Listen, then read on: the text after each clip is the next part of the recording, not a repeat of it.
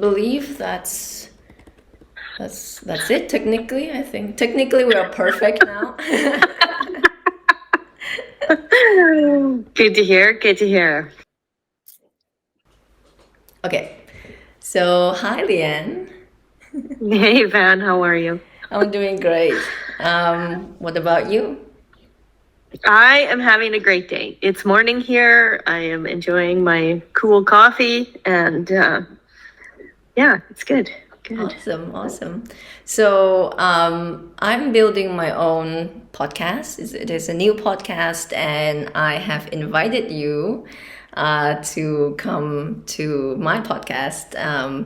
And that's because you are a human design professional. Yes. And I have to say, human design truly changed my life. It truly did. Yeah. And the first time I heard about human design was 3 years ago. Okay. And yeah, it took me a long time to actually digest this like huge framework. Yes. And I would say finally I have my life back together. So so actually I'm usually like pretty shy when it comes to, telling people about human design because I mean, I have this certain energy where this is like a conscious thing, which is that sometimes when I meet new people, I really get into the role of the listener. And I really listen deeply. And that's because naturally I'm really interested in people. Yes. So when I'm in that space, people start telling me like secrets, like, really, really deep personal things. And they have met me just like, 5 minutes ago, in the lobby of a hotel or something. And maybe that kind of energy makes people feel like I have certain wisdom about me. And but at some point after we have a conversation, I always have this urge to tell them that, well, it's not all from me, like this knowledge it's very sacred, and it is called human design. Could you also tell me a little bit about how you discovered human design? I'm curious. So this is a fun story, Van. And as we walk through this podcast, if anybody is listening, like just listening to it, I would totally encourage you to, find you on YouTube and bring up this video, because we're going to pull up your chart. And exactly what you just said there, I want to point it out in your chart so that when your viewers and your listeners are watching, the important piece is to recognize that there's an energetic coming off of us and through us and working through us. And I'm going to help yourself see the chart, and then help your viewers and your listeners really understand that it's a mechanical energy. It's just there. And then once we witness it, it's like, oh, that's totally working in my life. So the question was, how did this find me? So this is really interesting. So for 10 years, I was in corporate Canada. I was a manager at a bank. And in my design, I have the channel. It's called the Channel of Maturation, which really is all about cycles. And the organization had indicated 3 years prior to me leaving the organization that they were actually going to go to a brand new computer system.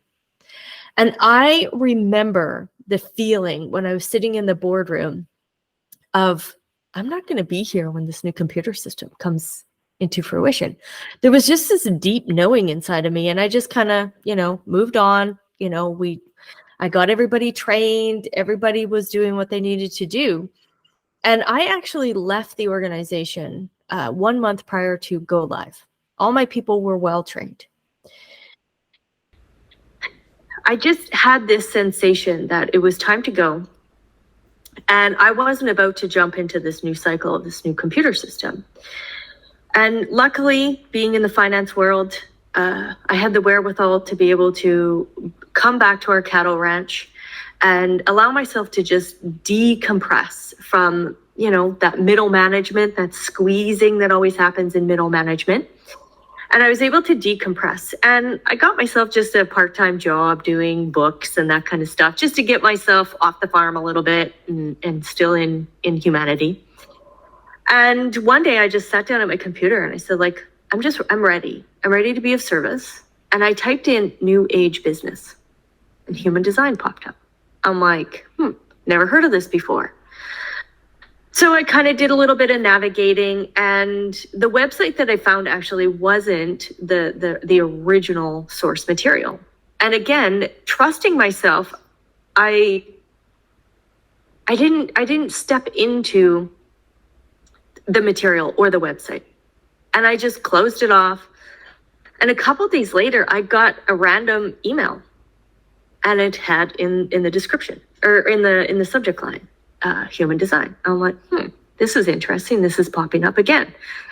So I took a look at it, again, not source material. And I decided to search human design.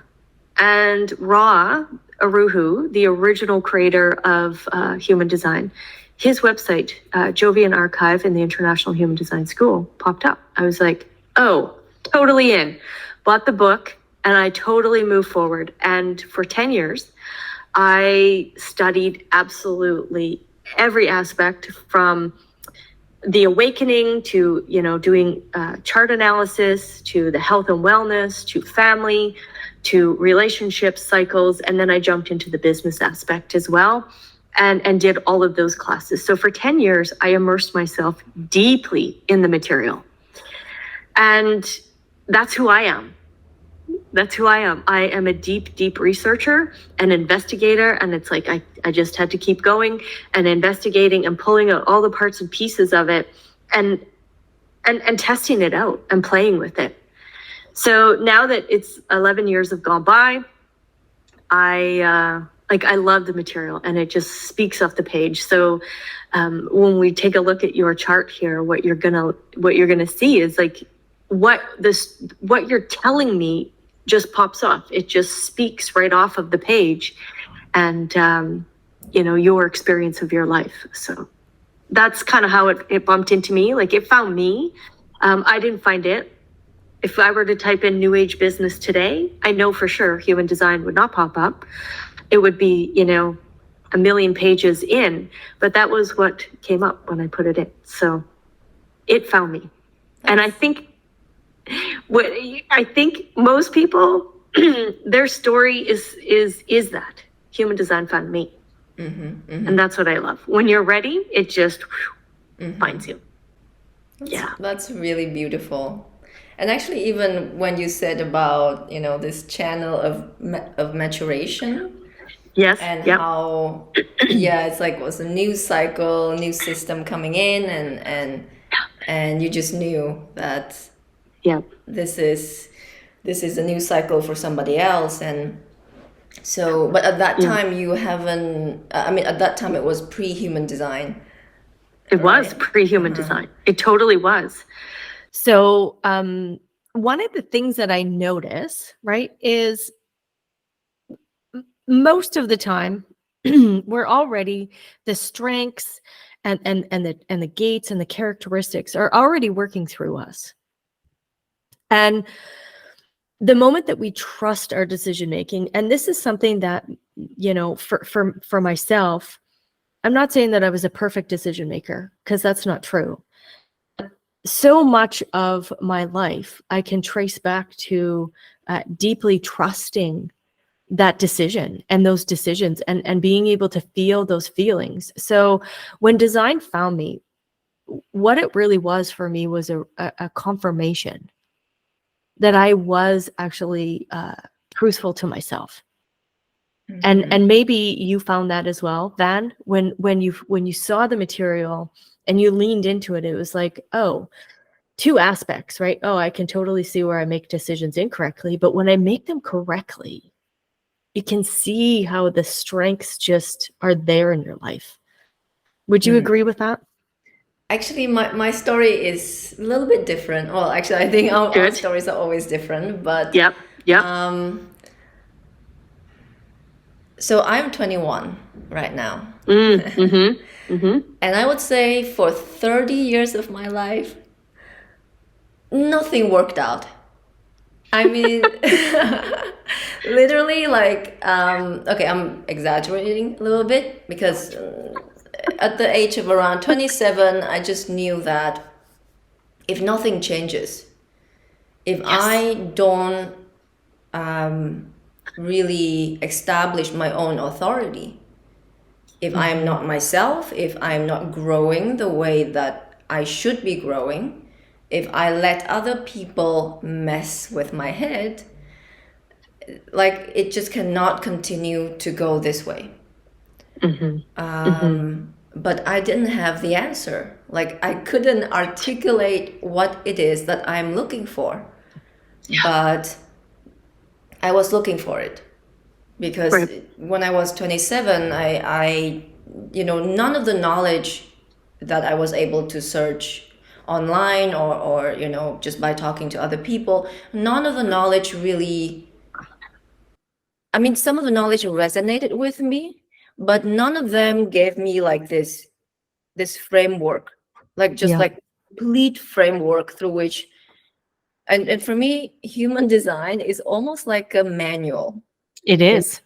It's like we buy a new phone or we buy a new tech product, and it always comes in a manual, and you read it, and then it makes sense.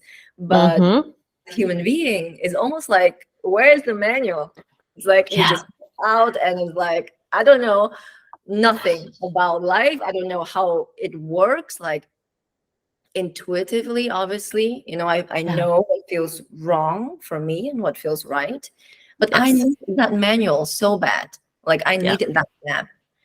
And when I was 27, actually that's when I was like, okay, like I better get back to where I'm supposed to be. And at 28, I left my relationship. It was very long run. It was over 10 years. And I had a live, love, laugh year in Bali. Nice. Yeah. Good. Trying to find myself. And then at that time, COVID also hit. So it was like, oops, I'm locked in this island. And it was really insane because, so back then I was living in Singapore. So Bali was nearby, 2 hours, but I was like, I'm packing my bags, I'm going there. I need to discover myself. And somehow, so in Bali, they have a silent day or silent night.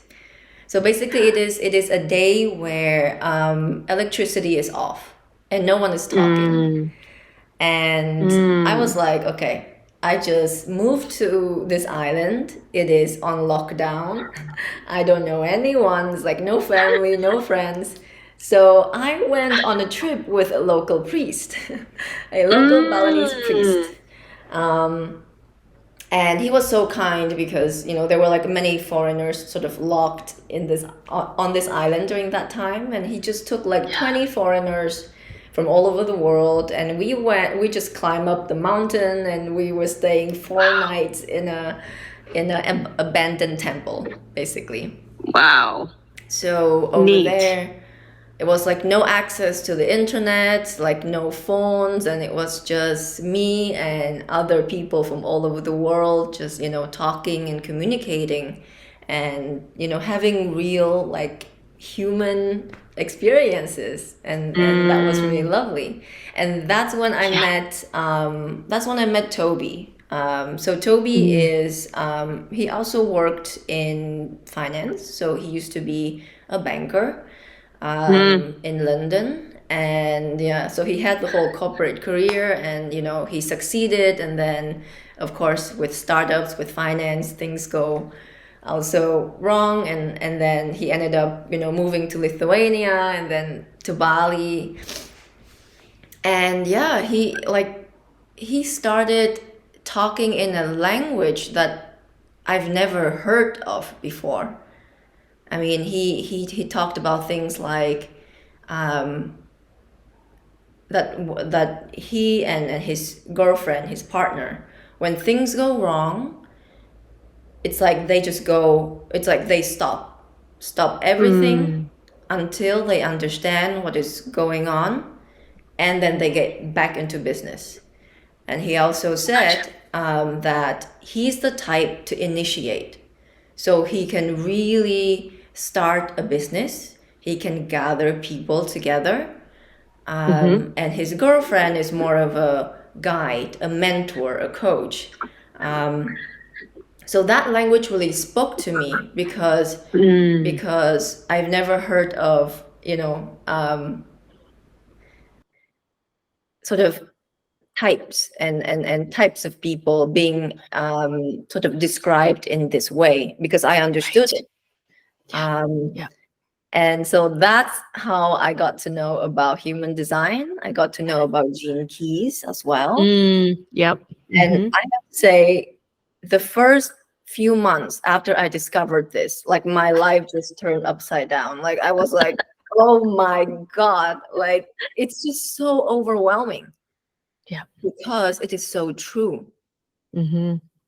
Like it just hit the spot. And I was so scared because it was true. So when I learned about my type, I learned about my authority, I learned about decision making, I learned about the invitation, I learned like all of that. I was like, oh my God, if I look back, to the previous years of my life, I was like, where has this been all my life? If I had this kind of guidance, this map, it would just change things. I mean, my life would have been different. I can see that. And actually,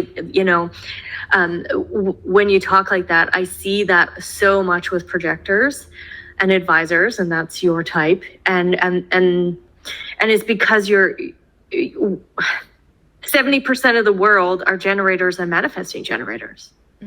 So we try to train you to work like us, to be like us, to, push and all that kind of stuff. And that permission slip to just relax and wait and allow for your capacity as a guide to just be there.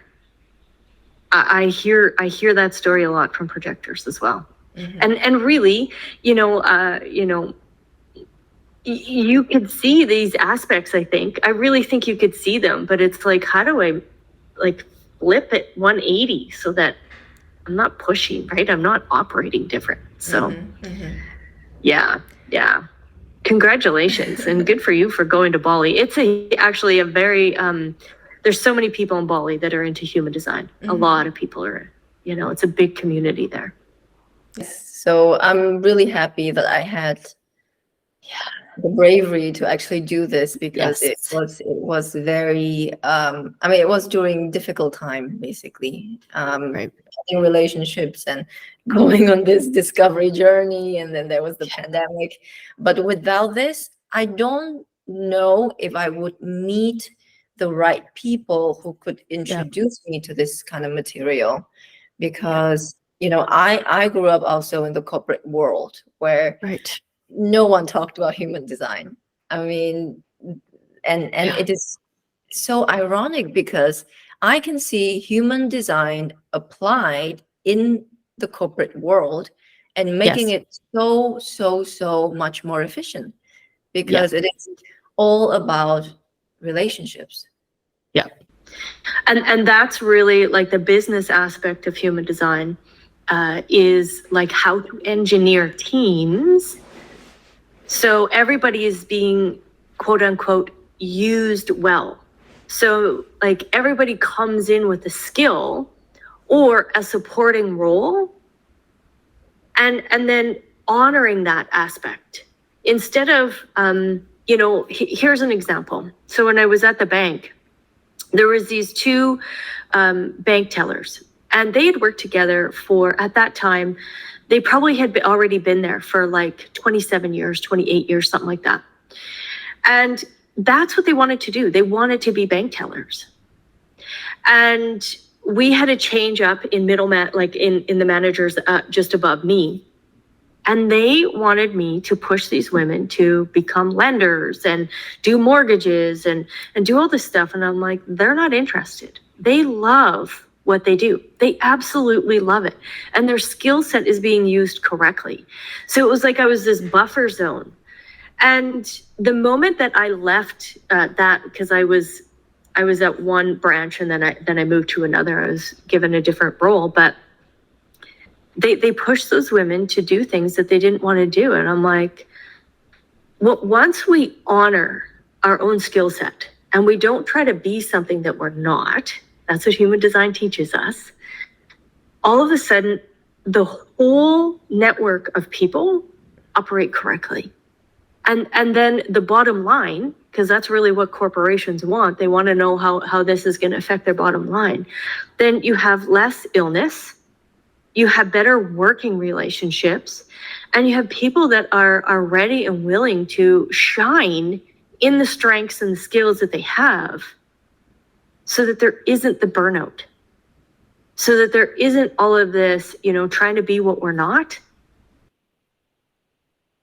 And the corporate world, I really believe, like this is just my belief, Van, is within the next 10 years, I can see how human design is going to infiltrate a lot of these places, a lot of these organizations, because that's the shift that's going on. Mm-hmm. Right now, we're in this 412-year period up until 2027.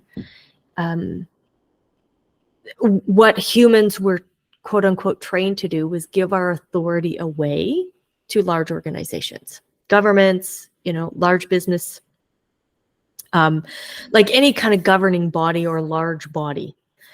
That's what this 412 years really, that's what humans did. We gave our authority away, and all of those other people out there or organizations or whatever you want to call it, they became the authority over humanity. And it's not good, right, wrong, bad, none of that. It's just how it was. So now in these next 412 years after 2027, this is this reawakening phase where we are now, like you say, bringing back our own authority, bringing back our own decision-making so that we can stand in our skill set, so we can stand in our own energy and be, I keep putting air quotes around being used well, because that's really what it is. Each one of us has a purpose here. So we can allow for that purpose to be forefront and center instead of somebody else's purpose and chasing after somebody else's goals. Now, all of a sudden, the entire game changes. And I feel like there's this squeeze of humanity. We're going through this little squeeze, and it feels like time's really speeding up. And then we're going to expand again into this beautiful capacity where we are our own authority, where there is this awakening, and we do create relationships through this a different intimacy where it is a community instead of large organizations. So it's going to be like coming in and working with friends and family and that kind of stuff, right? But it's going to be fun. It's going to be difficult. There's no doubt about it. We're going to feel like there's this squeeze happening. Though once we get out on the other side, I really believe that humanity is going to benefit, because that's where we're going. So human design came onto the planet at the exact perfect time. Mm-hmm. Mm-hmm. Yeah. Sorry, I go off on these tangents, Van. So so there's so much that human design covers. It's like it's like relationship, and then also the shifts in time, global changes.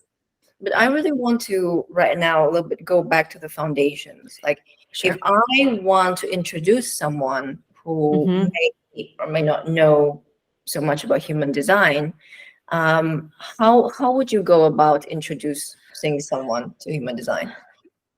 So to go back to the very foundation of what it is, it's decision making. And through that decision making, what we do is we reconfirm our own inner authority. So now we're making decisions based off of what is correct for each one of us.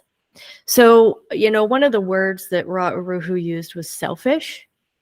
And it's not selfish in a like a derogatory or standoffish kind of energy. It's selfish in the fact that when we operate correctly, everybody wins.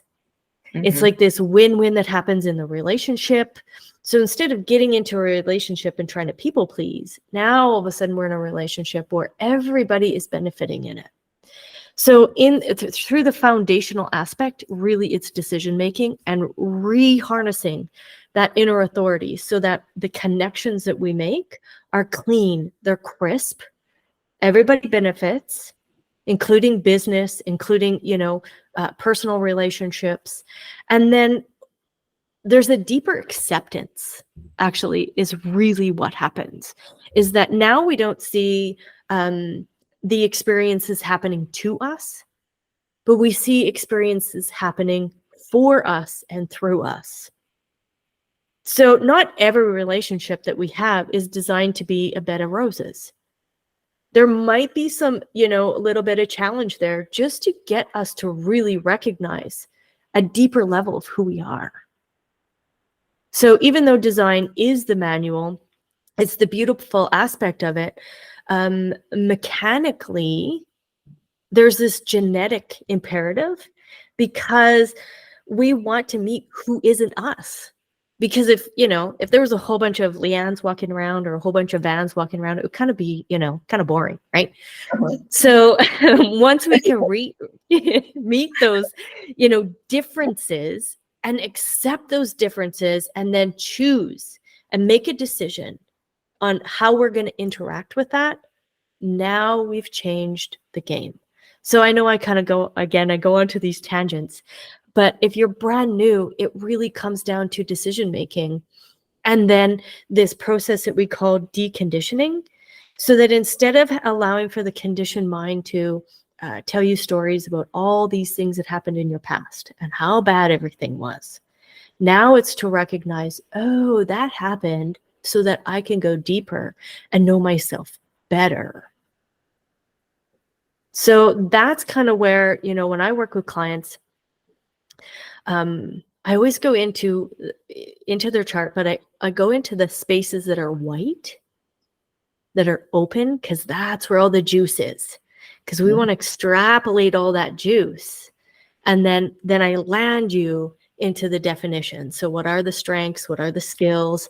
And now all of a sudden we have this huge contrast that we can see. And now that contrast starts to level out. And when the decision making is operating the life, now we don't have to have these big fluctuations in the life. Was that a really long answer to a tiny little question? No, that was a perfect answer, because yes, I have to say authority and decision making, it changed my life. And I do have a background story about that, which it's actually insane. I would love to. So I think it would be pretty helpful if we could see one of the body charts. And I think the body chart, it's like the beauty of human design, because I agree. It's like, for me, this is piece of art. Like, you have no idea how many body charts I have printed out. Basically, I have so many of them, and I could just pin them on the wall, basically. And it is truly, and I always come back to this because it is really mechanical. Like, this is not just something abstract. It's like it tells you exactly what you need to know. So yeah. Yes. So technically, can you see what I'm presenting here? Yes. Okay, can you see can it. see it? Okay, because I have something written here about stop presenting or ignore. So what I might do is just go ignore. No, There. I Okay. see you're Sorry. presenting. No worries. Google Meets is new to me. I'm a Zoom girl. All right. So let's take a look at this. So this is Van's chart. So if anybody is again on a podcast just listening audio, you can definitely jump onto Van's channel and check this out visually. So the body graph is so amazing because okay, we can't see my mouse. Good. So what we have here that kind of sets human design apart from astrology, for example, is that there is a lot of sciences coming into this. So we have astrology, the Rave I Ching, Kabbalah Tree of Life, chakra system. Those are all ancient aspects. And then what it does is it actually marries that wisdom with today's quantum physics and today's biology. And it's really quite a magical space. So if you see on the screen here, we have this beautiful 9-centered body graph, okay? And those 9 centers, as humanity has been, walking around on our earth plane and we're walking through life, there's these adjustments that happen in our genetic code and we evolve, I guess we could say that word. And through that evolution, we have shifted and changed. And this 9-centered being is this beautiful compilation of magic that's happening here. So the moment of birth, we have this personality. So we can call this the soul. We can call this the energetic. We can call this what is animating us. And then we have the design side. And the design side is really the actual body. This is the vessel that we are walking on this earth plane in. And then when we bring it together, now what we see is there's a mechanical frequency. There's a mechanical view, and there's a frequency of how the aura interacts, how we breathe, how we navigate on this planet. And the 2 most important parts is this inner authority, okay? The type, the strategy, and the inner authority. So there's three really important aspects. So let's play with your type. Mm-hmm. So you've been alluding to this a little bit, and this is this advisor role.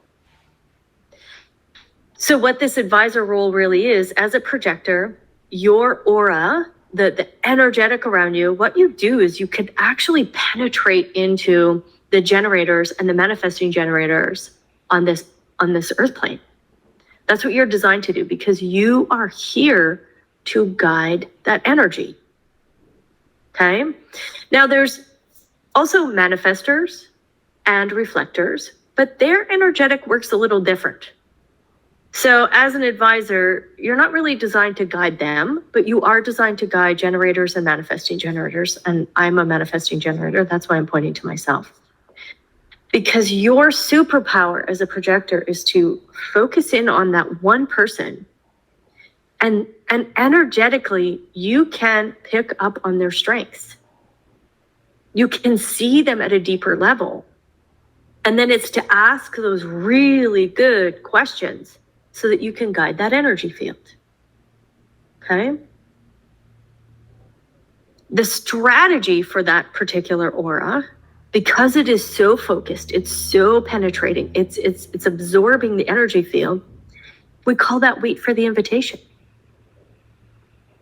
And what that means is, as generators and manifesting generators, we get very consumed into who we are. So if we're not ready for your advice, then it kind of falls on deaf ears. Have you had that experience, Van? Mm-hmm. Where you shared advice and people didn't hear you? Yes, for sure. I mean, I can talk about this for a long time, but definitely, yes, I this is really something that changed my life, because I know that the type of person that I am, being pushy it's just not gonna work. Not gonna work at all. And I think last time when we met, when we had a chat, I also told you that I come from a family which is completely non-sacral. So Yeah. my dad is a manifester, and then my mom is a projector, and then all the children are projectors as well. So we are, let's say, just not used to doing what we are supposed to do, which is having interactions with generators and manifesting generators. And also my dad, as a manifester, he is someone who just goes in there and he does it. Like, he just doesn't care. And I have to say, I did try to copy my dad's energy for a few years, and it just didn't work. It totally backfired completely. Yes. And so, as a projector, I do understand that it is something I do need to be recognized. Mm-hmm. And when I'm recognized and I'm invited through, and I can almost like feel this energy, like even with my partner. And actually, both of my partners, I had two partners in the past, and both of them were manifesting generators. And I know that, like you said, there's it's really like yin and yang almost. And of course, I knew nothing about human design. I knew nothing about their types before getting into that partnership. But of course, after discovering human design and looking at the body chart, it totally makes sense. And it is such a beautiful advice that helps me so much to definitely not copy my father's my father's authority and his way of doing things. I cannot be pushy for sure. I have to wait to be recognized and then ask the right questions at the right time. Yep, exactly. So important for you. So important. And what that strategy, so let's just, imagine that, like, we're in a game.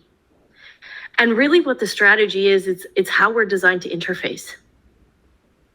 So when you wait for the invitation and I wait to respond, because that's what a manifesting generator or a generator does, waits for that response mechanism.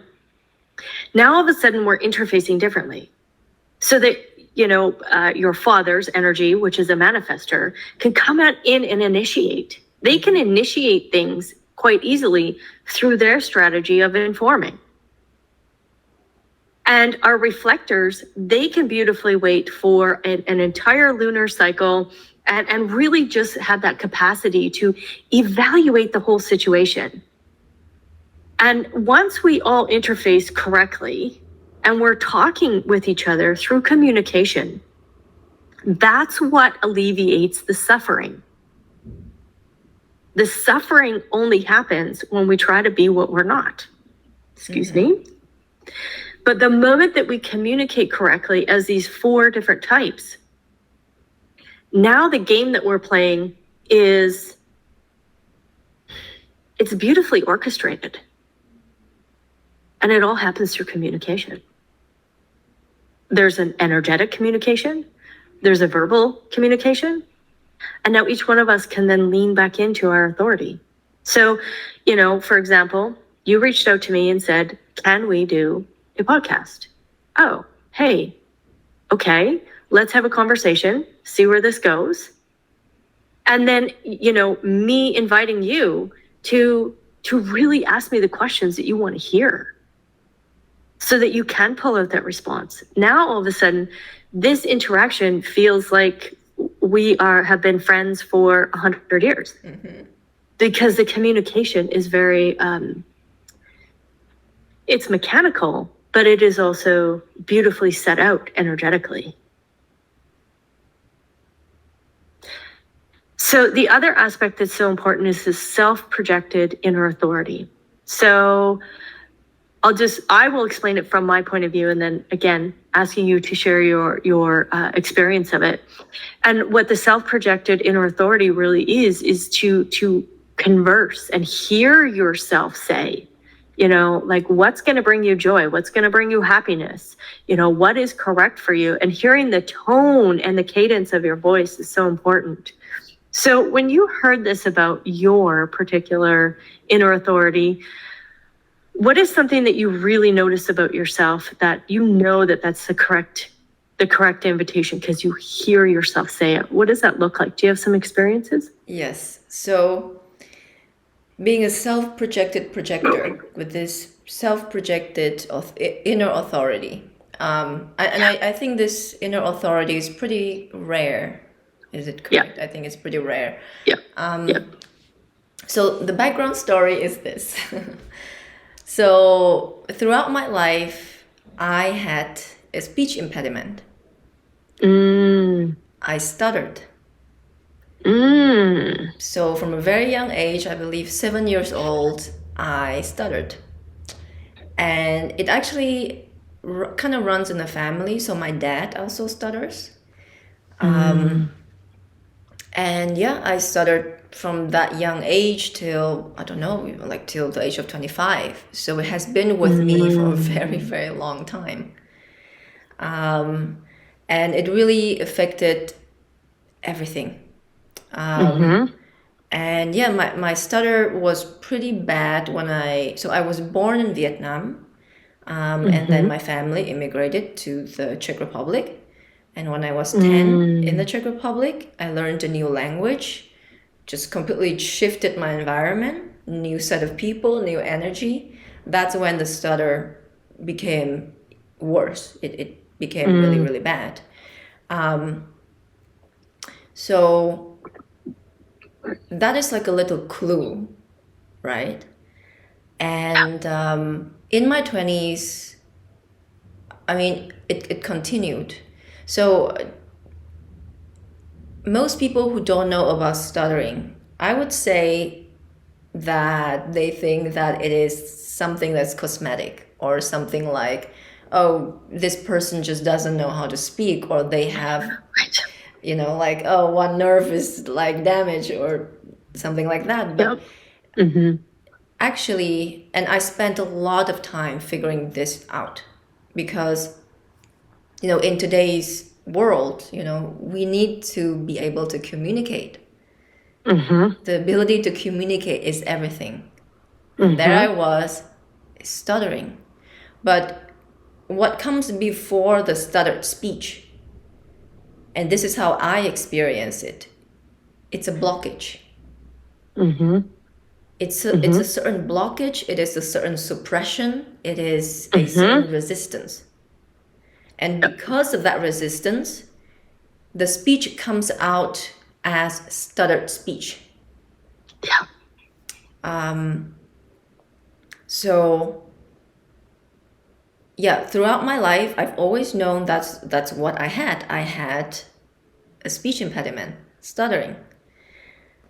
And in my 20s, I mean, of course, I went to speech therapy and it did nothing. Because in speech therapy, what they teach you is to modify your speech, to prolongate the words or all of that silly stuff, which it didn't address the blockage that was beneath that. Yes. And in my 20s, it became so bad that it was physical. It became physical pain for me. So I was working in corporation and I needed to be able to communicate there. And I had a partner, so I needed to be able, I had to communicate with my partner and also with my parents. And I speak 3 languages. I speak Vietnamese with my parents. I speak Czech with, certain colleagues. I speak English with my partner. And so it was everything. And so in my 20s, for like 7, 8, 9, 10 years, I had incredible pain here at my chest and at my throat. And of course, went to the doctors, of course, they couldn't do anything about it. I mean, they even put like tubes inside my throat, inside my stomach, try to check if something is wrong. But this is energetic. This is energy. This is the blockage of energy. So nothing that doctors could do about it. And so when I discovered human design, I looked at my body chart and I saw it right there. Inner authority, self-projected. I was like, oh my God. Like, this is what I've always known. That, I mean, my energy was just like trying to speak through me. My authority was like climbing, just like claws out, like, please let me out. And after looking at my body chart, I just had that confirmation. And I really, at that moment, I was like, thank you. Like, thank you, human design. Thank you, Ra, for this knowledge. Because now I have the support.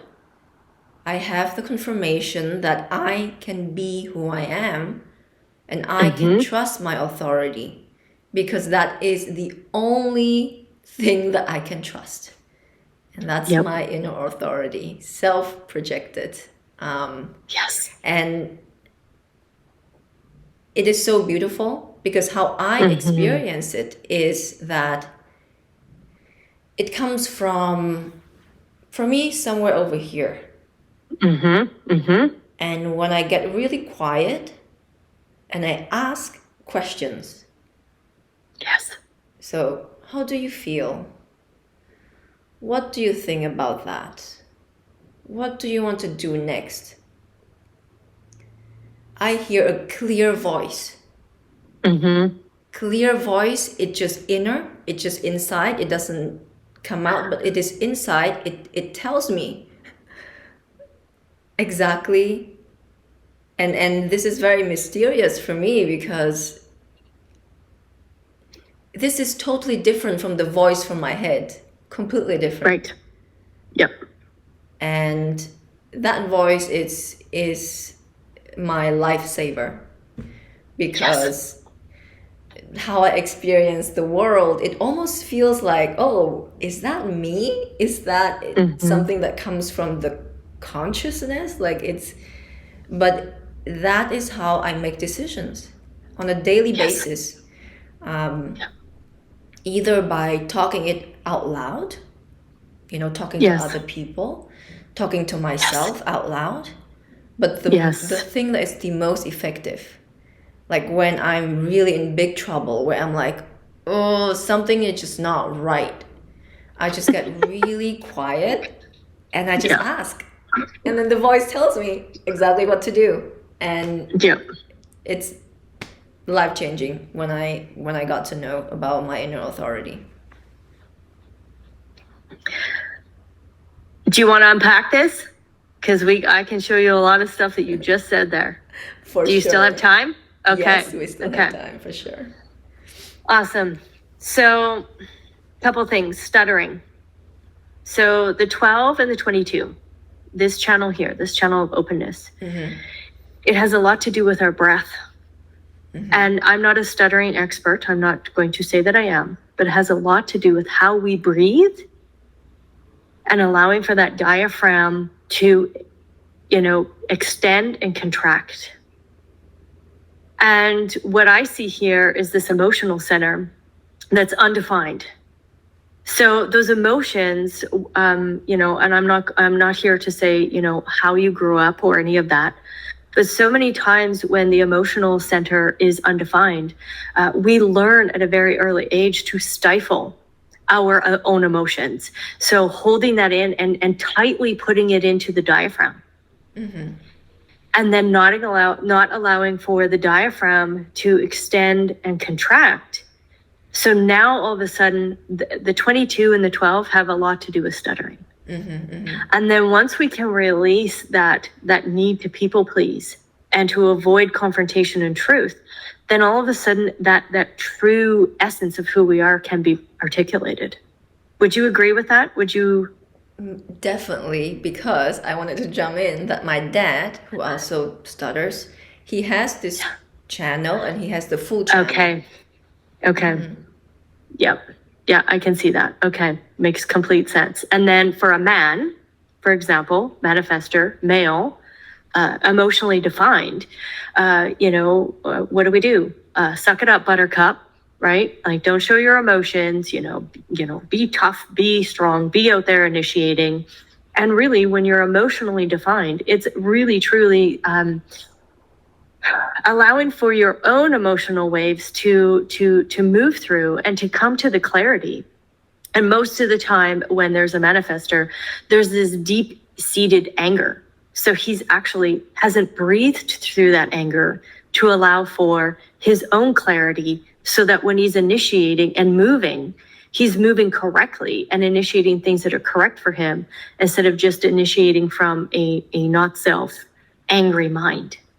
Right? And again, I'm not going to say that I know your father because I don't know his chart, but it makes a lot of sense, the 2212, and then you feeling the compromise because he has the full channel and you just have one of the gates. So now all of a sudden there's compromise there. So how he operates actually becomes something that you, abdicate to as a fourth line. You will automatically abdicate to that. Okay. And a couple of the things you talked about too was, being shy. Well, that's what the 2 is designed to be. It's designed to be shy so that the right call for your skills and your strengths can come out. So when we first started this conversation, you're like, everybody tells me all kinds of stories. Yeah, of course, because you're 1333, which is all about the channel of the prodigal. So you are designed to attract in and be noticed as someone who can hold those secrets. People recognize and notice that about you.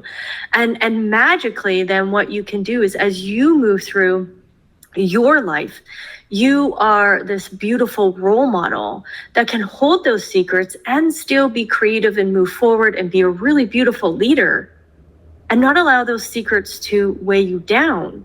But you can utilize them to actually help people by you hearing them, you going, okay, I'm going to be the role model here. And I'm going to really show people there's a different way to do things. There's a different way to do things. So inside that self-projected, waiting for the invitation, being that projector and that advisor, the correct call for you is so important so that your network can benefit from you holding those secrets and then leaning in to being the role model, and then influencing people to just take a look. Just take a look, influencing them to lead their lives a little differently so that they can actually have a different story. Because the more you do it, you have a different story. And then really trusting that we're all going to come through this experience. We're going to progress, and then we're going to try a new experience, and it's all good. It's all good. We can, feel satiated or not. Totally is, our own prerogative, how we want to operate. But you get to just stand there and be the leader in it all. It's so beautiful. So beautiful. Wow. I could talk about your chart like for the next 100 years. And for me, when I look at my own chart, definitely for me it confirmed the intentions that I think it probably is pre-birth. The intentions of what I want to achieve and how I want to make impact in this world. It's already there. And if you look at my chart, the intention.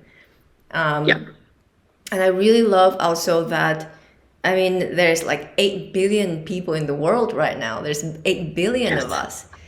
And it's like 8 billion characters in this huge movie.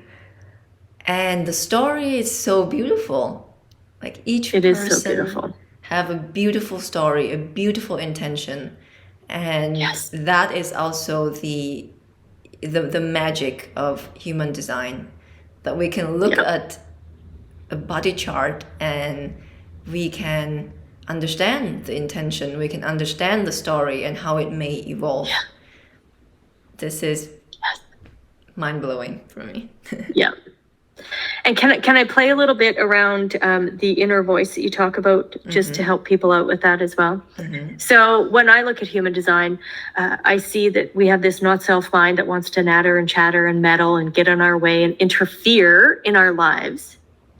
And then there's this beautiful, deeper inner authority that allows us to trust this energetic inside of us.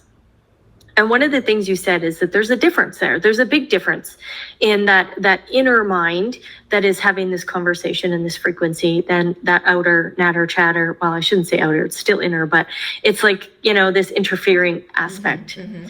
And when I look at your chart, what I see here is this 43. And the 43 is the gate of breakthrough, okay? And it's insight. And what is beautiful here is that, in spirituality, they talk a lot about the inner eye.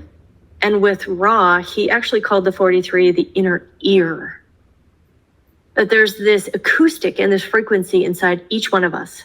And when we trust that clean, crisp, non-interfering voice, there's a deep guidance there. And because it's a part of your chart, it's consistent for you. It's something that is available to you. And then when you lean in and you trust those sensations that are in your throat and in your chest, and you can recognize the difference between the heaviness of that meddling mind, conditioned mind, and the lightness of that inner frequency that's having a conversation that is, supportive and kind and compassionate. I think that's such a beautiful way how you really articulated that. And it's such a part of your chart. And what I love is that you're stimulating through your own voice, asking those different questions just to stimulate that frequency inside of you. So I love that. Thank you for sharing that. And sometimes I just find myself just having a conversation with myself out loud. Yep. Yes. And this just happens automatically. And for me, it is like, well, this is just me. This is who I am. However, exactly. I haven't, some people do that too, but my partner, for example, he doesn't do that at all. Right. And so this is really beautiful that, we have so many different mechanics. It's just so mind-blowing that each person, it's like we work differently, but we can also come together. And I think human design, can totally tell that with composite charts and, there's so much more so much to unveil, to discover over here. Yeah. So we have about a few minutes left. Sure. And I have to say, today I feel like something was lifted off of my chest. Because, like I said from the beginning, human design changed my life. It truly did. And I don't know if you can tell that from the chart, but I do need that map. I cannot come up with that map myself. So in that way, I'm incomplete. And this map, I'm gonna hold on to it for my dear life, until the last breath, because I am really, really interested about human beings, about relationships, and I think relationship is everything in today's world. We are hugely interconnected, and it's such a blessing to have human design as that manual. So that would be my closing thought. And I'll just add to that. And it really is your type. So as a projector, like those relationships are everything to you, because what happens is that you have this deep sensation of success when you can guide somebody who's invited you in, who's recognized your leadership skills. And when you guide them to use their energy correctly, there is such a deep satisfaction there, or sorry, success there for you. And it's, and that's why a system is so beautiful for a projector, because now there's something to master and to lean into. And it's such a practical usage. Human design is so practical because, you know, when you're really good at understanding it, it's all there, right? It's all there. It's all available. So, somebody is inviting me because I can hear the bell ring. Okay. So let's Okay. just quickly get this.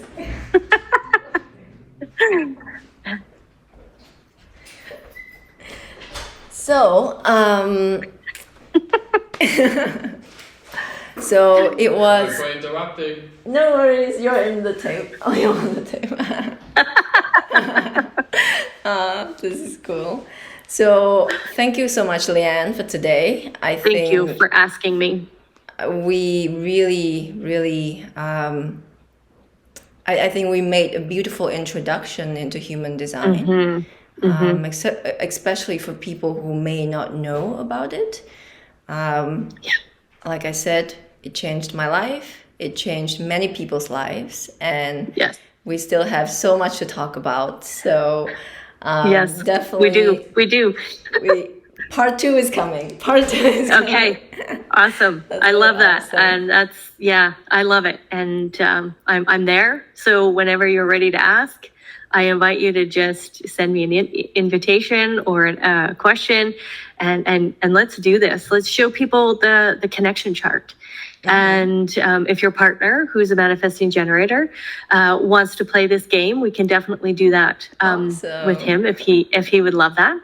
And then, because then that's your real life experience, right? So we can have that conversation. That sounds lovely, and definitely, I'm totally in. And thank you so Cool. much for today. Awesome. Have a great day, and Awesome. yeah, let's continue. Propagate and introduce people into this beautiful knowledge. Yeah, I'm in. Awesome. Okay. Thank you. Thank you.